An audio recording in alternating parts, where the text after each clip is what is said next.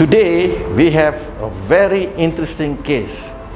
We utilize the smart FE procedure whereby we harvest two different donor areas and we plant two different recipient areas.